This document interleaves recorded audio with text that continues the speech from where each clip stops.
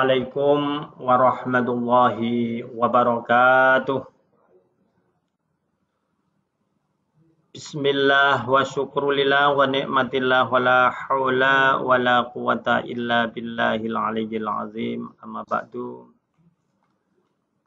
Kepada yang terhormat Ibu Kepala Madrasah yang kami hormati, Bapak Kepala KTU yang kami hormati, jajaran Wakil Kepala Madrasah MAN 1 Gresik yang kami hormati, dan Bapak Ibu Dewan Guru beserta pegawai sekalian yang kami hormati pula.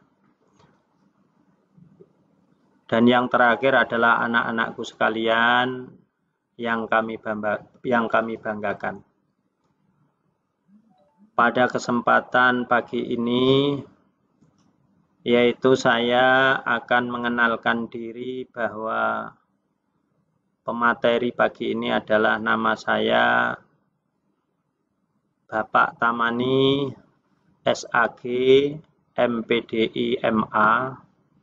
Kebetulan saat ini diberi amanah Wakil Kepala Madrasah di bidang sarana dan prasarana. Anak-anakku sekalian yang kami banggakan,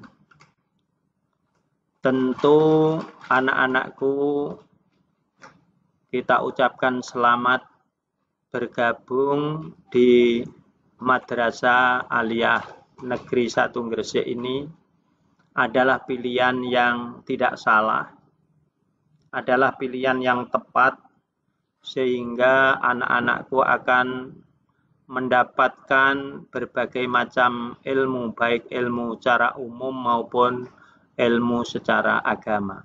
Sehingga sesuai dengan doa orang tua, anak-anaknya supaya nanti sukses dunia dan sukses di akhirat. Di mana sebagaimana doa penutup, yaitu Rabbana atina fid dunya hasanah wa fil akhirati hasanah wa qina adzabannar. Ini adalah doa yang diidam-idamkan seluruh umat manusia, khususnya orang tua, supaya anak-anaknya sukses dunia maupun sukses akhirat. Anak-anakku sekalian yang kami banggakan, dalam masa ta'aruf siswa Madrasah MAN 1 Gresik ini, kami di sini akan memberikan materi yang saya beri judul menanamkan karakter moderasi beragama. Tentu akan menjadi pertanyaan bagi anak-anakku sekalian, karena ini adalah kalimat-kalimat atau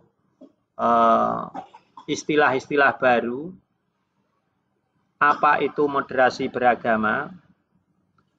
Moderasi beragama yaitu adalah sikap moderat, selalu mengedepankan sikap empati, sikap santun, sikap saling menghormati satu sama lain, dan menghindarkan ekspresi ekstrim terhadap orang lain. Moderasi beragama adalah sebagian orang yang mengekspresikan Islam secara ramah, secara santun, dan bersedia untuk hidup berdampingan satu sama lain, walaupun toh beragama yang berbeda dan berkeyakinan yang tidak sama. Perlu kita ketahui anak-anakku sekalian, menengok sejarah di zaman dahulu, tentu anak-anakku yang dari sanawiyah maupun dari SMP sudah mengenal pelajaran sejarah Indonesia, di mana sejarah Indonesia itu adalah negara yang majemuk, sehingga dalam membicarakan para pendahulu kita, yaitu mengkonsep negara yang cukup rumit dan menegangkan, karena ada dua kelompok atau dua kubu yang tokoh agama cenderung ingin mendirikan negara Islam, negara berdasarkan Islam, dan kelompok nasionalis juga cenderung ingin mendirikan negara sekuler. Namun itu semua tidak terjadi karena mengambil sisi baiknya, memikirkan masa depan anak cucunya supaya hidup berdampingan secara damai, tidak saling merugikan satu sama lain dari dua kecenderungan yang ingin mendirikan negara yang berbeda tadi. Maka di situ diambil tengah-tengahnya, yaitu negara berdasarkan Pancasila, bukan negara berdasarkan agama maupun juga tidak mendirikan negara sekuler. Anak-anakku sekalian, negara Indonesia juga negara yang sangat majemuk sekali. Penduduknya juga banyak, nomor 4 terbanyak di dunia setelah Amerika Serikat. Yang pertama penduduk sudah kita ketahui bersama, yaitu Tiongkok atau Cina. Yang kedua India, dan yang ketiga Amerika Serikat. Sedangkan negara kita yang kita cintai ini menduduki penduduk yang terbesar nomor 4, yaitu Indonesia. Yaitu jumlahnya 270 juta jiwa. Namun bisa hidup berdampingan dengan agama yang lain, yaitu agama yang berbeda-beda, tetapi bisa disatukan dengan negara yang dibangun oleh pendiri bangsa, yaitu memilih negara Pancasila yang berdasarkan Bhinneka Tunggal Ika. Walaupun berbeda-beda tetap satu jua. Dalam 270 juta jiwa itu mayoritas adalah beragama Islam, di mana agama Islam menduduki ranking yang tertinggi, yaitu kurang lebih 230 juta jiwa yang beragama Islam, atau 88,2%. Sedangkan agama yang selanjutnya, baik Kristen, Katolik, Hindu, Buddha, dan Konghucu, itu persentasenya bisa dikatakan sangat kecil. Namun, walaupun mayoritas tidak memaksakan diri untuk mendirikan negara berdasarkan ajaran Islam atau negara Islam. Ini negara-negara lain kagum, anak-anakku sekalian. Kenapa negara yang mayoritas Muslim tetapi bisa menerima dan tidak mendirikan negara berdasarkan Islam? Sehingga negara Indonesia menjadi rujukan oleh negara-negara Barat karena mayoritas penduduknya Islam tetapi tidak mendirikan negara Islam, tapi negara berdasarkan Pancasila. Ini adalah suatu kebanggaan anak-anakku sekalian. Maka disinilah perlu kita ketahui bersama bahwa kuncinya adalah toleran. Karena apa? Karena negara Indonesia walaupun toh berbagai agama, tetapi bisa hidup berdampingan tanpa saling mencurigai dan saling ramah, santun dalam kehidupan bermasyarakat. Ini yang perlu kita contoh. Oleh karena itu, karakter moderasi beragama sangat kita butuhkan dalam mengasah kearifan keilmuan kita di masa yang akan datang. Anak-anakku sekalian, perlu kita tengok bersama untuk diambil ibrah atau pelajaran dalam cuplikan kali ini.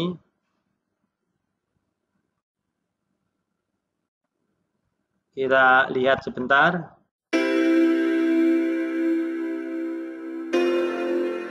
Kita amati.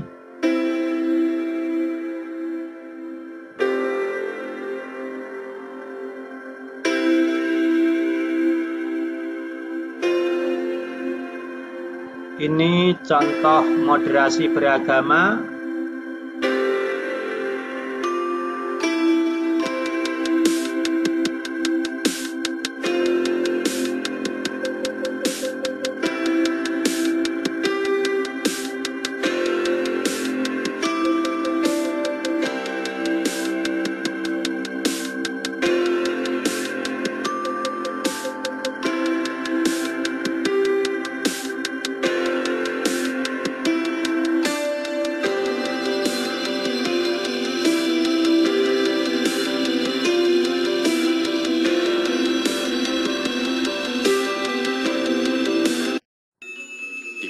Yang sebagian besar masyarakatnya ini bisa yang kedua bisa dilihat pondok pesantren berdiri di tengah-tengah kampung agama Hindu. Biasanya berdiri di daerah mayoritas Muslim serta diajar oleh guru Muslim. Lihat saja Ponpes Gontor di Ponorogo, Jawa Timur dan Darun Najah di Jakarta. Namun apa jadinya bila Ponpes ada di tengah desa adat Hindu dan hampir separuh gurunya beragama Hindu? Adalah Pondok Pesantren Bali Bina Insani yang terletak di tengah desa adat di Tabanan, Bali. Karena terletak di tengah desa adat, 100% masyarakat sekitar beragama Hindu. Uniknya, Ponpes yang terdiri dari Madrasah Sanawiyah selevel SMP dan Madrasah Aliyah selevel SMA ini punya 53 guru. 22 diantaranya atau hampir setengahnya adalah guru beragama Hindu. Saat ini saya berada bersama Ini dekat kita, yaitu dekat di wilayah kita, anak-anakku sekalian, yaitu di Desa Balun, Kecamatan Turi, Kabupaten Lamongan. Coba kita cermati. Saat ini Indonesia memasuki era revolusi industri 4.0, di mana kemajuan teknologi begitu pesat. Lalu, apakah itu akan menimbulkan pergesekan dengan agama?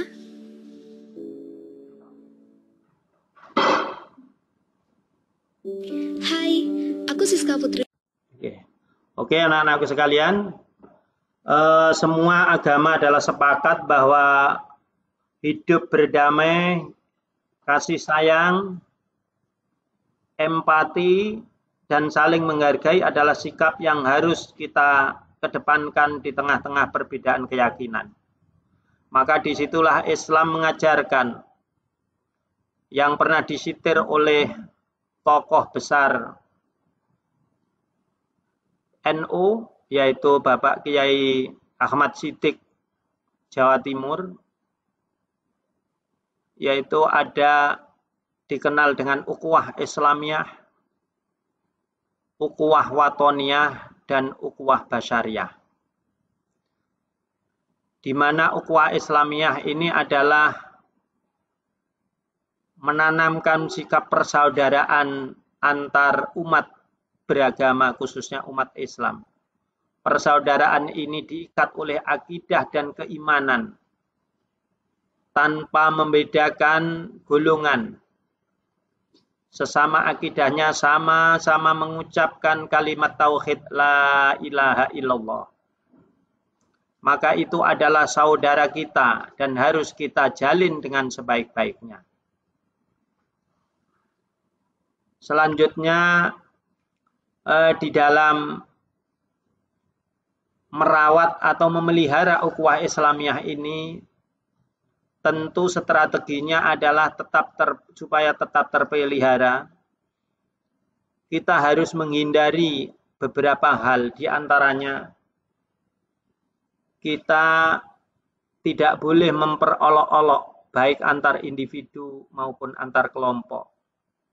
Baik itu dengan kata-kata maupun bahasa isyarat, yang mana baik kata-kata maupun isyarat itu dapat menimbulkan rasa sakit hati, bisa menimbulkan kemarahan, di antara kita. Ini yang harus kita hindari, anak-anakku sekalian. Yang kedua adalah menghina atau mencaci maki pada teman satu dengan yang lainnya dengan kata-kata yang menyakitkan. Padahal di dalam ajaran Islam harus saling memaafkan dan saling menasehati. Wa tawasau bil haqqi wa tawasau bis sabr. Maka di sini anak-anakku, kita harus belajar banyak nanti di Madrasah Aliyah Negeri 1 Gresik ini bersama Bapak Ibu Guru yang akan siap dan bersabar melatih, membimbing melalui berbagai acara-acara yang diprogramkan oleh madrasah. Yang selanjutnya memanggil orang lain dengan gelar-gelar atau lakop-lakop yang tidak disukai. Ini juga perlu dihindarkan anak-anakku sekalian. Sehingga nanti kita berteman tidak boleh dengan memanggil temannya lakop-lakop yang tidak disukai. Sehingga itu akan menimbulkan rasa benci atau pudarnya berteman. Yang nomor 4, kita berburuk sangka terhadap satu dengan yang lain. Maka ini bertemanan juga dihindari supaya teman selalu terpelihara. Ini merupakan sikap yang bermula dari iri hati. Akibatnya nanti berburuk sangka bila seseorang mendapatkan kenikmatan maupun keberhasilan di kemudian hari. Yang selanjutnya mencari-cari kesalahan orang lain, menggunjing, membicarakan keadaan orang lain yang bila ia ketahui tentu ia tidak menyukainya. Ini berteman juga perlu kita hindari anak-anakku sekalian, baik putra maupun putri.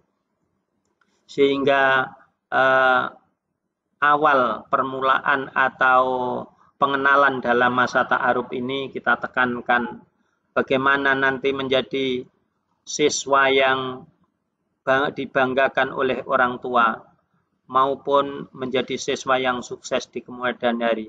Bukan sukses secara akademik, tetapi sukses berperilaku, sukses berakhlak. Ini lebih penting dibanding sukses dari akademik. Maka suatu saat perlu kita melihat atau membaca buku yang dikarang oleh para profesor dari Bandung, yaitu mengutamakan akhlak daripada ilmu pengetahuan. Karena begitu tingginya akhlak untuk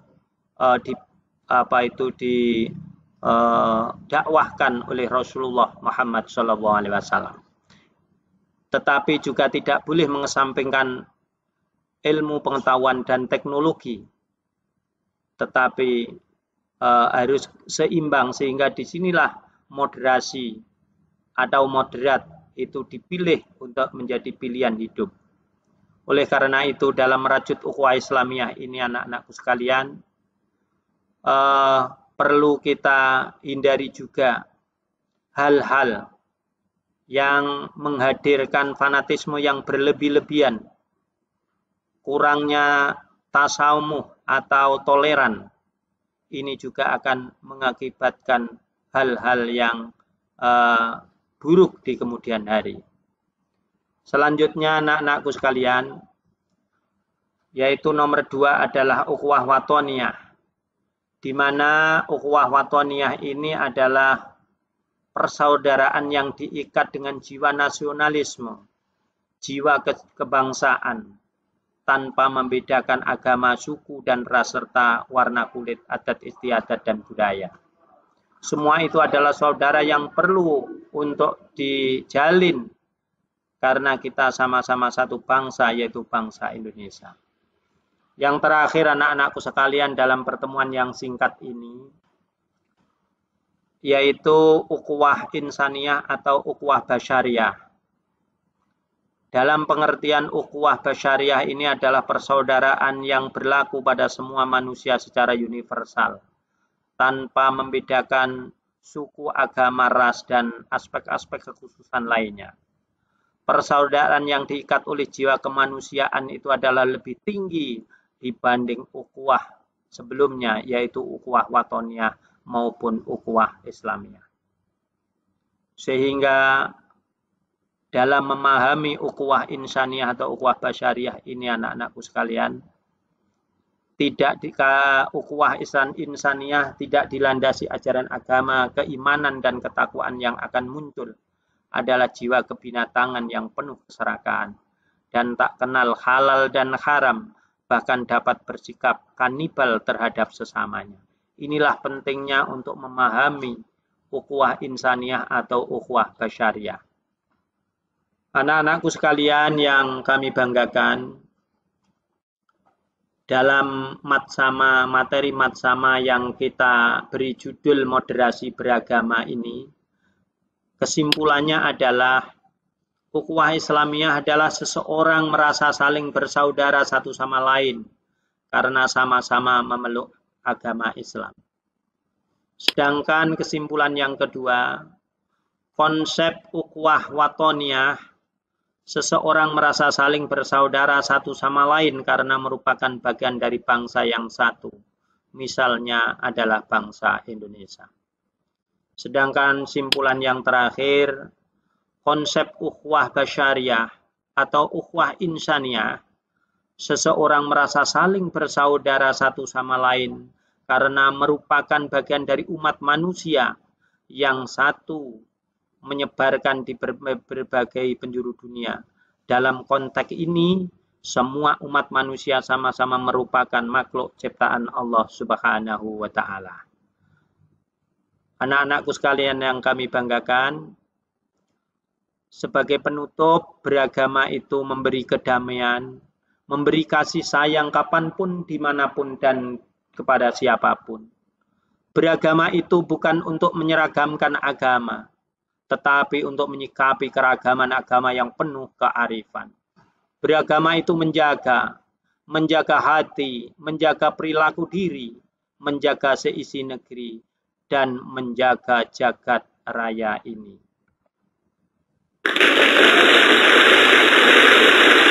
Kita tutup sampai sekian dulu, mudah-mudahan bermanfaat. Wassalamualaikum warahmatullahi wabarakatuh.